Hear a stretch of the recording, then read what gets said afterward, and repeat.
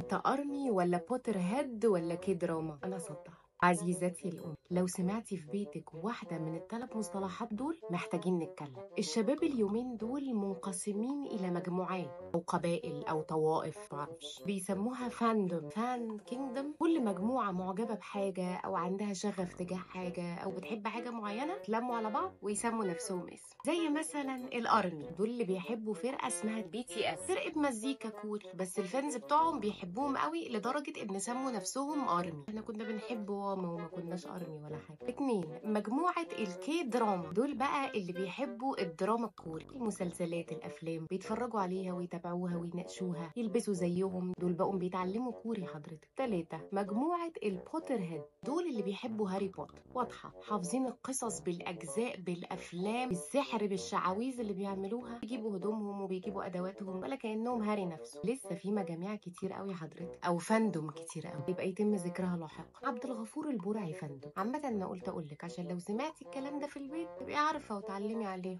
مع تحيات حملة اعرف ابنك وعلم عليه. باي.